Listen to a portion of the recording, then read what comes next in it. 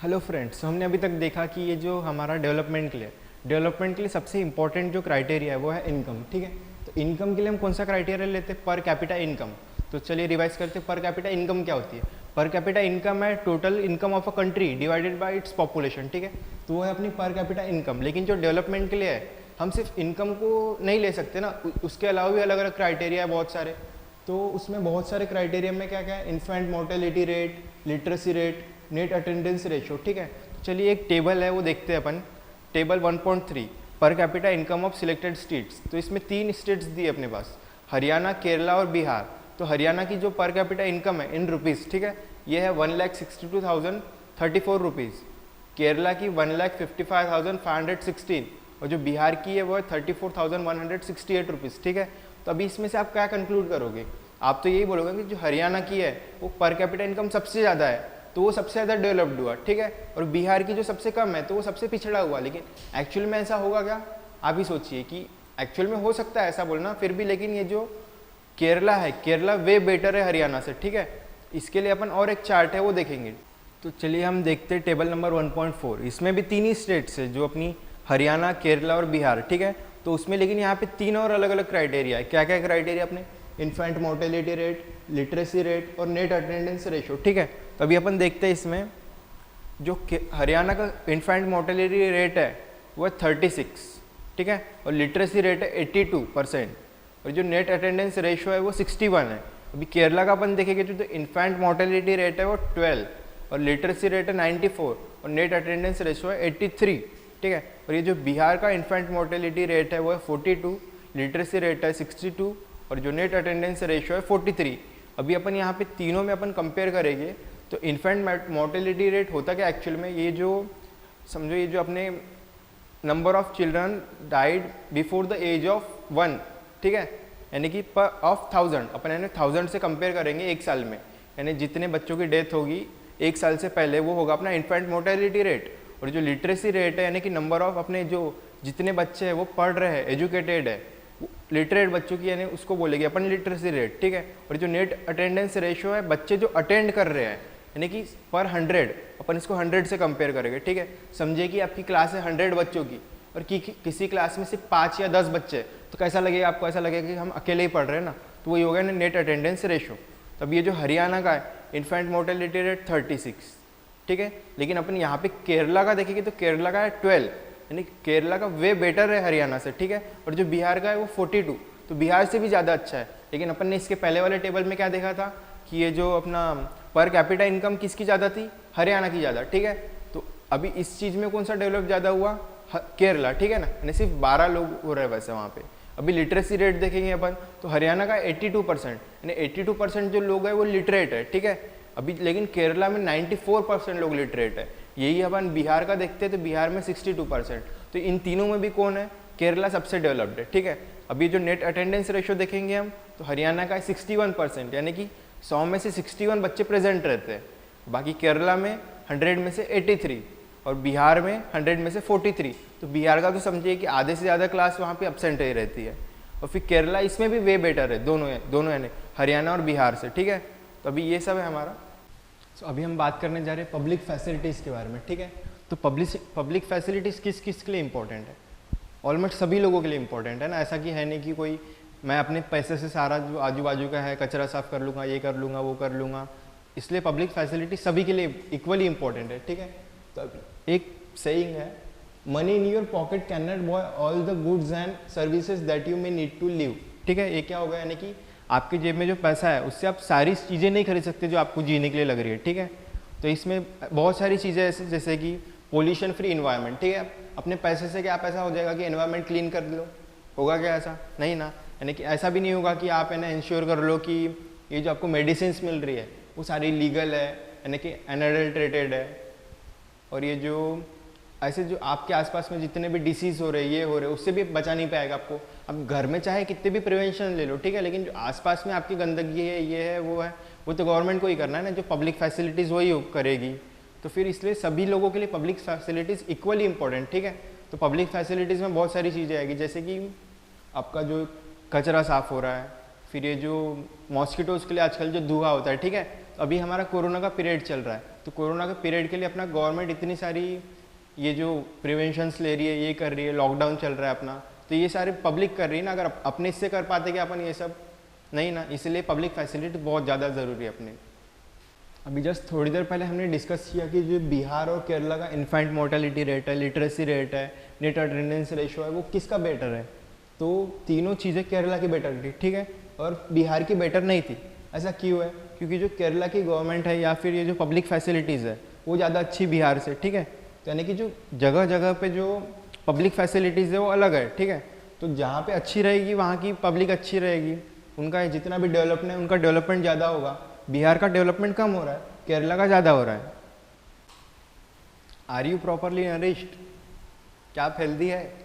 ऐसा लग रहा है ना कोई एडवर्टीजमेंट है, एक्चुअली नहीं।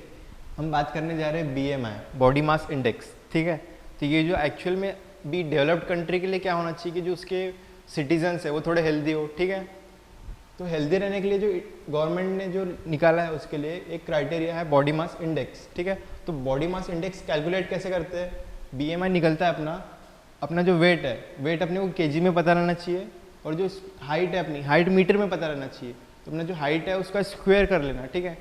और वेट तो BMI हो जाएगा अपना weight in KG upon square of height in metre, ठीक है। तो ये अपना BMI हो जाएगा।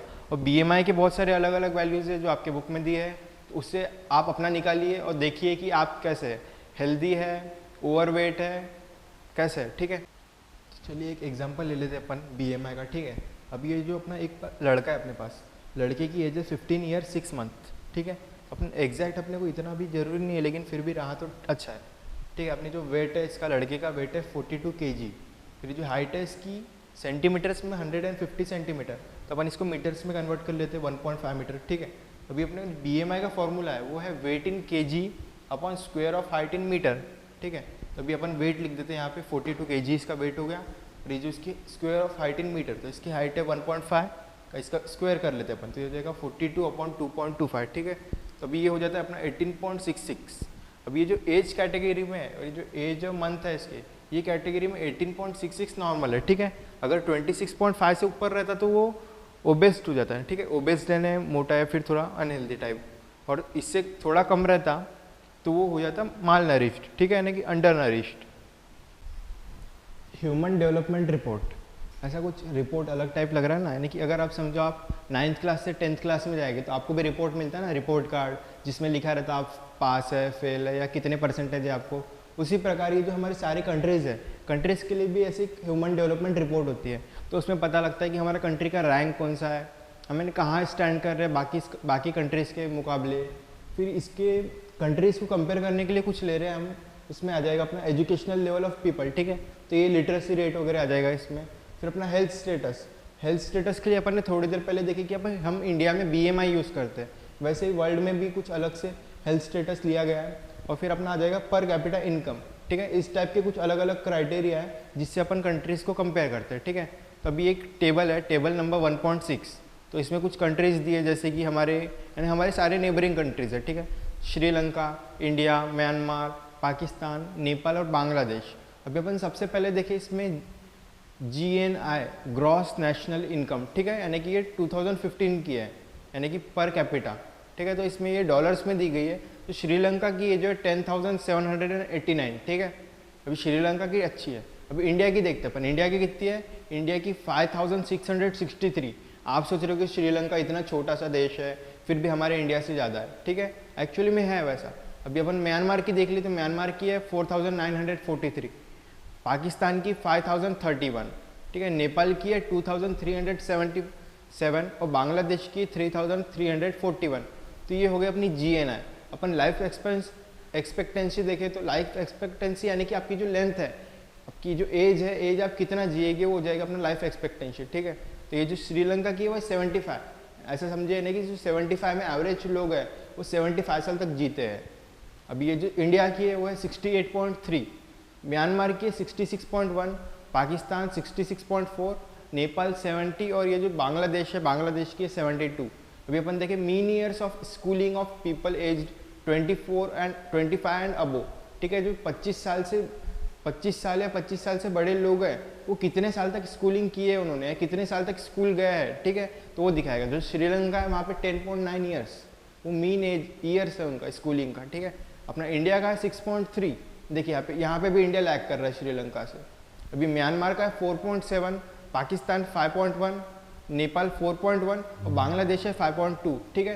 तो अभी ये जो HDI रैंक है अपना, तो ये 188 कंट्रीज है, उसमें से अपने रैंक निकालते हैं कंट्रीज का, ठीक है। तो ये जो श्रीलंका का रैंक है 73, इंडिया का रैंक है 131। सोचो कहाँ 71 कहाँ 131।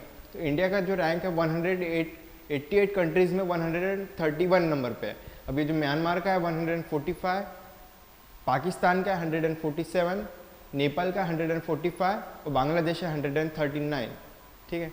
तो ये अपने टेबल से अपने को पता चल रहा है कि अपनी कंट्री कहाँ स्टैंड कर रही है। सस्टेनेबल डेवलपमेंट, तो एक्चुअली में क्या है ये सस्टेनेबल डेवलपमेंट? तो ये जानने से पहले अपन देखते हैं कि एक सेंटेंस, ठीक है। We have not inherited the world from our forefathers, ठीक है, we have borrowed it from our children. बहुत ज़्यादा डीप मीनिंग है ये सेंटेंस का।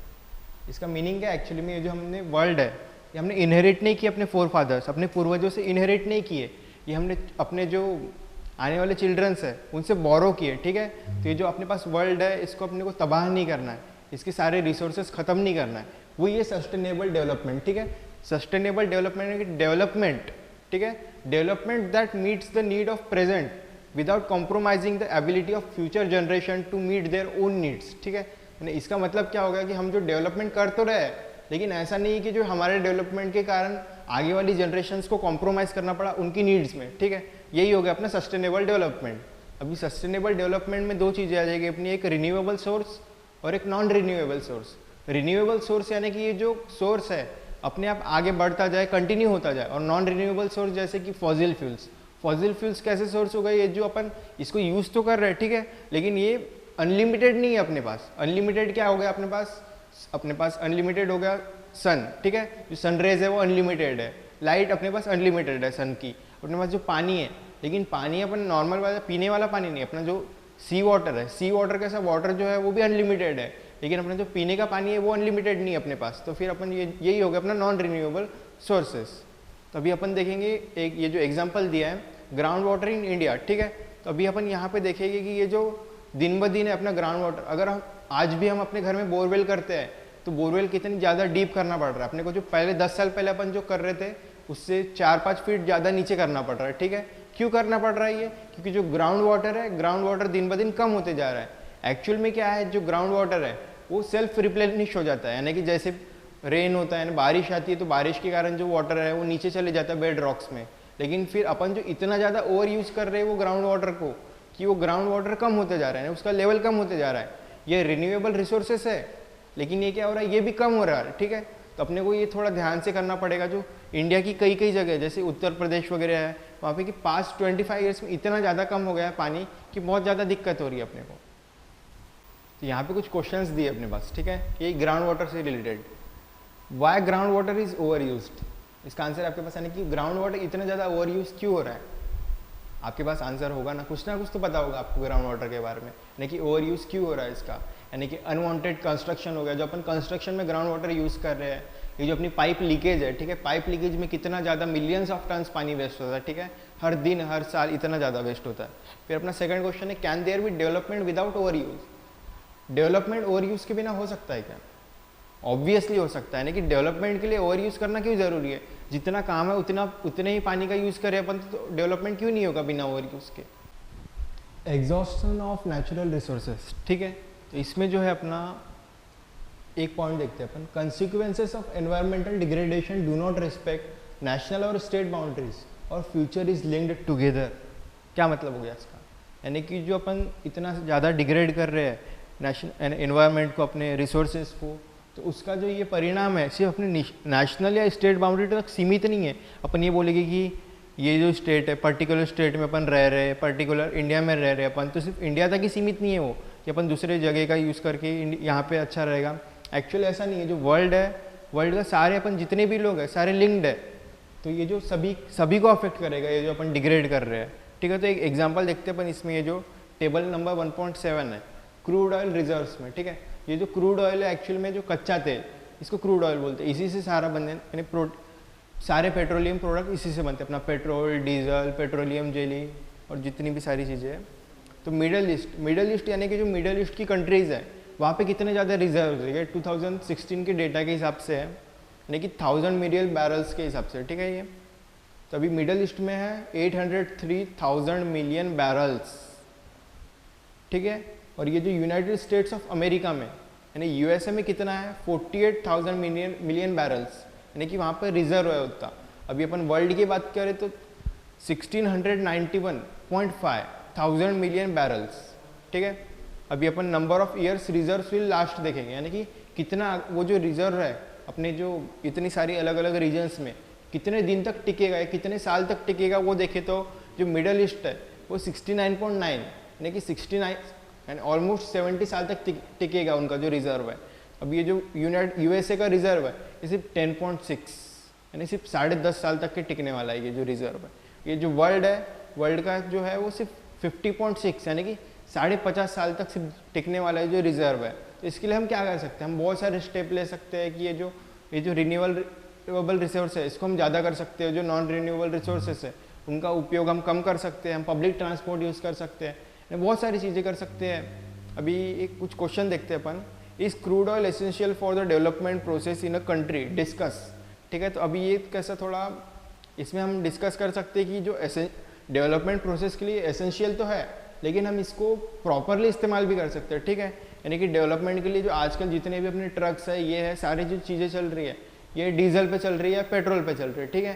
तो अभी हम कंटिन्यू इसको डायरेक्टली इलेक्ट्रिक पे तो कन्वर्ट कर नहीं सकते, तो इसके लिए ये एसेंशियल तो है, ठीक है। लेकिन हम इसका जो इम्प्रॉपर यूज़ है वो कम कर सकते हैं। जो अपन कार से घूमते हैं इधर उधर, बाइक चलाते हैं, तो उसके जगह हम पब्लिक ट्रांसपोर्ट यूज़ कर सकते हैं। जो ये एक्स्ट्रा का जो अपना वेस्ट हो रहा है वो हम बचा सकते हैं, ठीक है। अभी तो इसमें आप दोनों प्रकार से लिख सकते हैं कि हम उस पर डिपेंडेंट भी है और इंडिपेंडेंट भी है। फिर ये भी बता सकते हो आप डिपेंडेंट रह के हम कैसे इंडिपेंडेंट बन सकते हैं, ठीक है। अभी second question, India has to import crude oil, ठीक है। हाँ, हम क्रूड ऑयल इंपोर्ट करते हैं, हम अरब से इंपोर्ट करते हैं, इराक से इंपोर्ट करते हैं, ठीक है। तो अभी what problems do you anticipate for the country looking at the above situation, अपनी कंट्री को क्या प्रॉब्लम हो सकती है, ठीक है। इसमें अभी इससे तो ये है कि अपनी इंडिया, ठीक है, अपने पास उतना ज़्यादा रिजर्व नहीं है पेट्रोलियम का, तो हम बाहर कंट्रीज से इसको इंपोर्ट करते हैं। तो बाहर से इंपोर्ट करने के कारण क्या हो रहा है, हम उनको पैसे देते हैं और वो हमें इसका ये देते हैं, ठीक है, हम वहाँ से इंपोर्ट कर रहे हैं। अभी इसके कारण जो हमने अगर समझो पूरे वर्ल्ड के ये जो रिजर्व्स है कम हो रहे हैं, उनके पास कम हो जाएगी तो इसकी जो वैल्यू है बढ़ जाएगी, ठीक है। तो हमको जो ये महंगा पड़ेगा, तो महंगे पड़ने के कारण क्या होगा कि हमारी जो आज 80 रुपीज़ पेट्रोल के प्राइसेस है वो 100 रुपीज़ हो जाएंगे, तो इससे इकोनॉमी पे अफेक्ट पड़ेगा, ठीक है। और हम पढ़ रहे क्या है, हम पढ़ रहे इकोनॉमिक्स, ठीक है, इसलिए ये सब आ रहा है इकोनॉमिक्स में अपने, तो हर चीज़ जो है इफेक्ट करेगी इस पर, ठीक है। तो क्रूड ऑयल अपने को कम से कम यूज़ करना है, तो उसके लिए आप पब्लिक ट्रांसपोर्ट यूज़ कीजिए, ठीक है।